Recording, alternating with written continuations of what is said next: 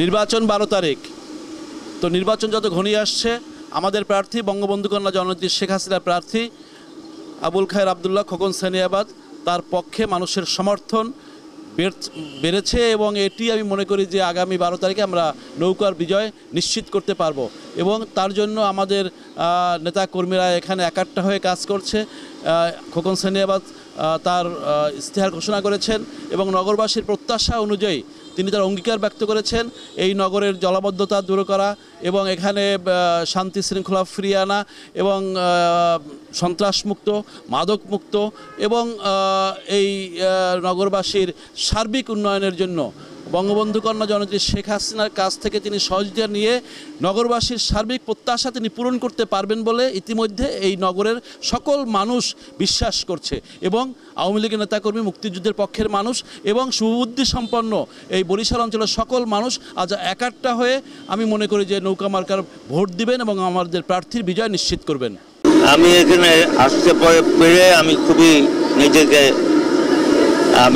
সত্যিকারের সৌভাগ্যবান। আমি এই শ্রমিক ভাই বোনদের সাথে মিশতে পারছি এবং তাদেরকে আমি দেখতে পাচ্ছি এখানে একটা সত্যিকার যে একটা ভালো প্রতিষ্ঠান। আমি এই প্রতিষ্ঠানের সর্বাত্মক মঙ্গল কামনা করি।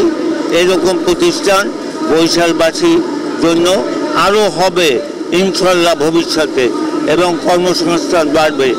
আমি এইটা আমি বিশ্বাস করি এবং ইনশাল্লাহ আমরা আগামীতে আরও বেশি এই বরিশাল অনেক উন্নত হবে। পরিকল্পনা করব এবং লেবার মিনিস্ট্রিতে আমরা করব। এখানে একটা শ্রমিকদের জন্য একটা ওয়েলফেয়ার ফান্ড হবে।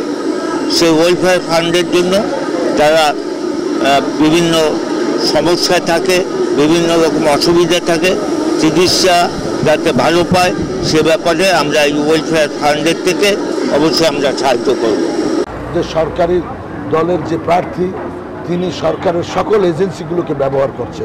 সকল এজেন্সিগুলো আমি জানি না এটা সরকারের উপরমহলের নির্দেশ কিনা নাকি ওনারা কোনো প্রার্থীর পক্ষে চাটুকারি করছে, এটা জনগণের কাছে মানে প্রশ্নবিদ্ধ।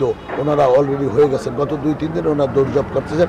তাই আমার আহ্বান ওনারা যেন এই বিশেষ প্রার্থীর পিছন থেকে সরে যায়, ওনারা যেন জনগণের পিছনে থাকে, জনগণের ভোটটা যেন ওনারা নিশ্চিত করতে পারে, নিশ্চিত করেন।